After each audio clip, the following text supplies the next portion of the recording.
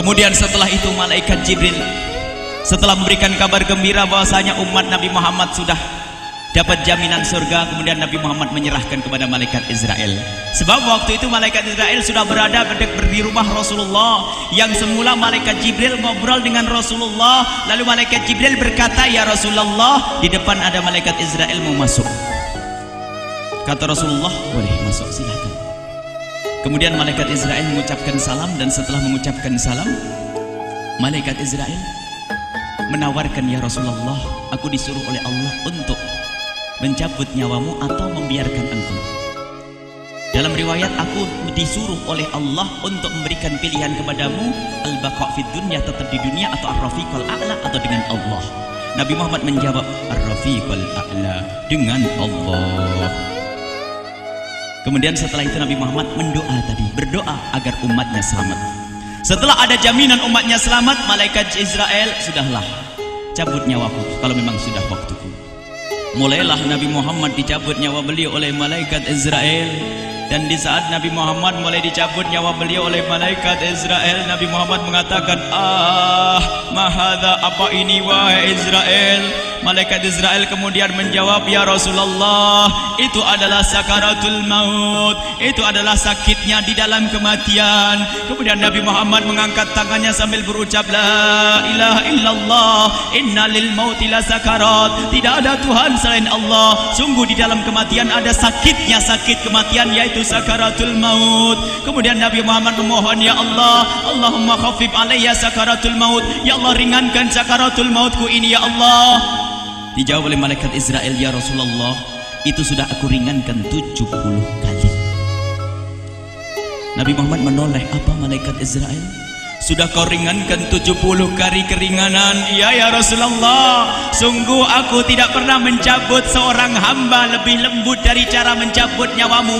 Ini sudah aku ringankan 70 kali. Setelah itu justru Nabi Muhammad menangis, "Israel, 70 kali rasanya masih sakit." "Iya ya Rasulullah, memang itu sakaratul maut." "Lalu bagaimana engkau mencabut umatku wahai Israel?" Allah, yang diingat siapa? Umat.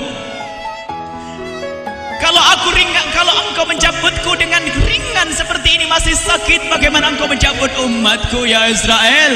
Dijawab oleh malaikat Israel, "Umatmu manusia biasa, ya aku cabut ya Rasulullah, begitu saja." Ya sudah, begitu habis. Nabi Muhammad menangis.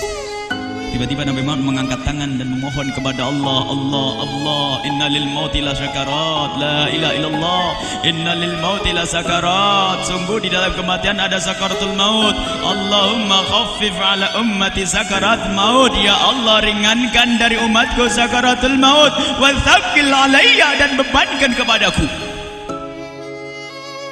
Sampai tidak sadar doanya Nabi Muhammad seperti itu. Tsaqqil alayya itu doa cinta. Seorang ibu yang pernah punya anak, tuh lihat kalau doa Rasulullah ini masih dilakukan. Bagaimana Rasulullah bisa doa begitu? Itu bahasa cinta yang tidak bisa diterjemahkan dengan oleh akal. Seorang ibu kadang-kadang, ibu yang di belakang nih, ibu mau dikasih sakit oleh Allah? Mau bu? Ibu jauh sekali. Ibu mau dikasih sakit? Jawabnya tidak mau.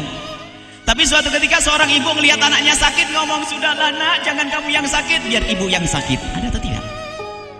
Kenapa ngomong begitu?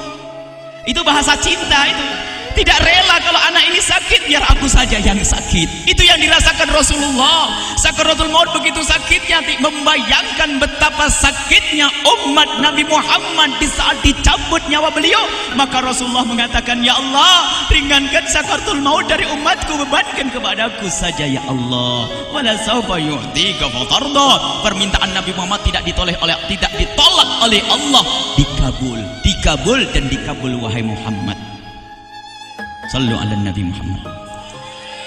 Dan benar, sakaratul maut kita ditahan oleh Rasulullah, ditanggung oleh Rasulullah, sehingga digambarkan oleh Imam Bukhari di saat Nabi Muhammad dicabut nyawa beliau, Siti Aisyah yang ada di situ. Rasulullah berada di pangkuan Siti Aisyah, yang saat itu Siti Aisyah melihat keringat dingin keluar dari kening Rasulullah. Siti Aisyah tidak pernah melihat keringat keluar seperti itu.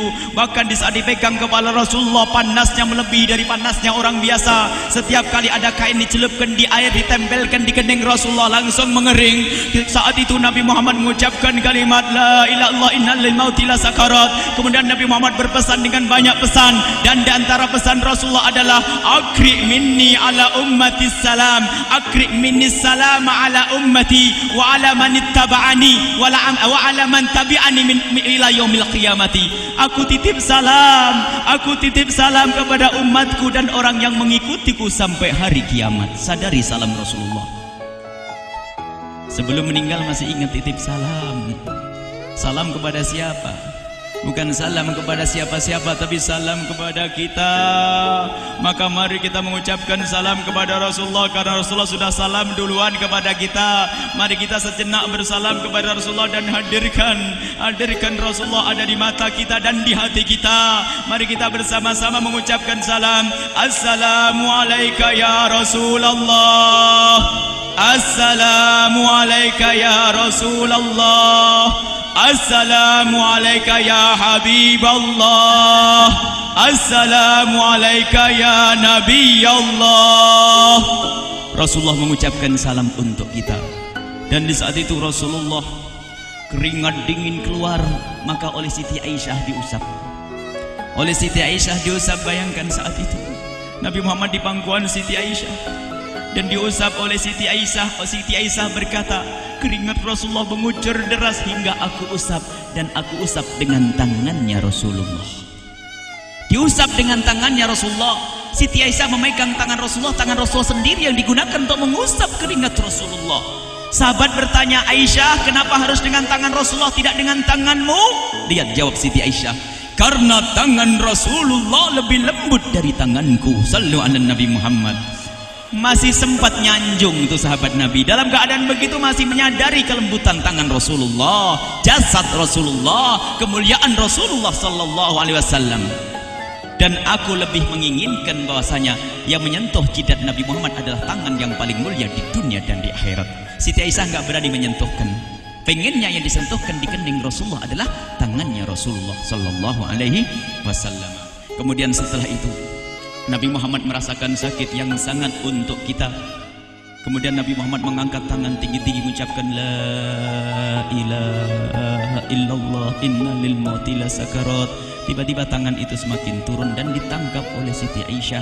Dan di saat tangan itu jatuh di tangan Siti Aisyah, kemudian tiba-tiba paha Siti Aisyah merasakan berat kepala suci Rasulullah. Dan saat itu Siti Aisyah sadar bahwasanya Rasulullah sudah kembali kepada Allah Subhanahu wa taala. Sallu ala Nabi Muhammad. Siti Aisyah bingung di saat melihat seperti itu. Ditaruh pelan-pelan wajah Rasulullah sambil menangis lalu berkata, Rasulullah sudah meninggal. Para sahabat Nabi pada bingung. Sayyidina Ali tiba-tiba terduduk, nggak bisa berdiri. Sayyidina Utsman nggak bisa ngomong. Ada orang Sayyidina Zaid berkata, aku baru melihat Rasulullah. Setelah ini aku tidak mau melihat lagi selain Rasulullah. Ya Allah, butakan mataku. Aku tidak ingin aku kotori mataku dengan selain Rasulullah. Dan dibutakan oleh Allah. Bermacam-macam kejadian saat itu. Madinah heboh luar biasa dengan meninggalnya Rasulullah sallallahu alaihi wasallam. Dan sungguh meninggalnya Nabi Muhammad adalah menghidupkan hati yang mati kalau orang faham. Tiba-tiba Sayyidina Abu Bakar datang. Setelah Sayyidina Umar mengatakan, siapa yang mengatakan Muhammad meninggal akan aku penggal lehernya. Jangan seperti orang-orang Nabi Muhammad sekarang lagi pergi seperti waktu Musa pergi kepada Tuhannya, kepada Allah, nanti akan kembali kepada kita. Muhammad belum meninggal. Ini adalah karena kecintaan Sayyidina Umar bin Khattab, tidak ingin Nabi Muhammad pergi. Tiba-tiba datang Sayyidina Abu Bakar As-Siddiq lalu masuk ke kamarnya Rasulullah, lalu masuk kepada Rasulullah, kemudian mengecup kening Rasulullah. Dan Sayyidina Abu Bakar berkata, ya Rasulullah, tibta hayyan wa mayyita. Ya Rasulullah, engkau tetap harum dalam keadaan hidup dan harum setelah meninggal dunia. Sallu ala Nabi Muhammad. Hingga sampai setelah hari besoknya meninggal Rasulullah, Senin sore, Selasa malam, Rabu dikubur Rasulullah sallallahu alaihi wasallam. Setelah dikubur, Sayyidat Fatimah bertanya kepada Sayyidina Abdullah ibn Abbas, Sayyidina Anas, wahai Anas, hai Anas, sambil menangis Sayyidat Fatimah Zahra, hai Anas, bagaimana engkau tega? Atabat anfusukum antahtu ra'sa Rasulillah.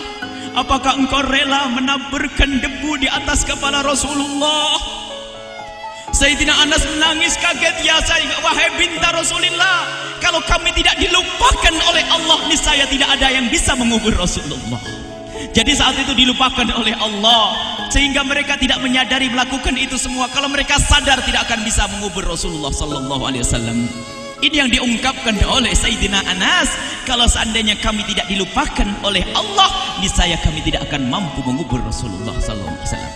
Kami yang hadir di sini, ya Allah, ingin senantiasa hadir di hati kami kekasih-Mu Nabi Muhammad. Maka kami mohon, ya Allah, jadikan kekasih-Mu Nabi Muhammad yang akan, ya Allah, yang akan mendampingi kami kelak saat Kau cabut nyawa kami, seperti yang dikabarkan oleh Engkau, seperti yang Kau kabarkan, yang Kau wahyukan kepada kekasih-Mu Nabi Muhammad. Wa absyiru bil jannati, semua hamba yang beriman akan menyaksikan surga, ya di saat dicabut nyawa mereka, dan surga, di tempat surga itu yang paling mulia adalah Nabi Muhammad. Maka kami mohon, ya Allah, saat Kau cabut nyawa kami, ya Allah, hadirkan Nabi Muhammad di hati kami, ya Allah.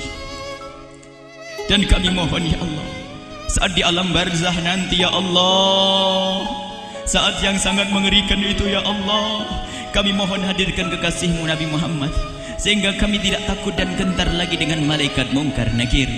Dan ya Allah, kami mohon di saat di padang mahsyar nanti, ya Allah, hadirkan kekasih-Mu Nabi Muhammad. Jadikanlah kekasih-Mu Nabi Muhammad yang akan menemani kami dan akan membonceng kami, membawa kami ke telaga Kausar. Lalu kami diberi air minum dari air telaga Kausar hingga kami tidak akan haus selama-lamanya. Ya Allah, jadikan kekasih-Mu Nabi Muhammad yang akan menemani kami di saat kami menyeberang Siratal Mustaqim hingga kami tidak akan terjerumus ke neraka Jahanam. Dan jadikan kekasih-Mu Nabi Muhammad yang akan kami saksikan setiap saat di surga-Mu, ya Allah. Ya Allah, jadikan kekasih-Mu Nabi Muhammad yang senantiasa, ya Allah, kami lihat kelak di surga. Dan jadikan ucapan kami di akhir hayat kami kelak adalah, ya Allah, kalimat yang kami ucapkan di akhir hayat kami kelak, ya Allah, adalah kalimat agung dan mulia, la ilaha illallah Muhammadur Rasulullah. La ilaha illallah Muhammadur Rasulullah. La ilaha illallah Muhammadur Rasulullah sallallahu alaihi wasallam. Rabbana atina fid dunya hasanah wa fil akhirati hasanah wa qina adzabannar. Wa sallallahu ala sayyidina Muhammadin wa ala alihi wa sahbihi wasallam. Walhamdulillahi rabbil alamin. Al-Fatihah.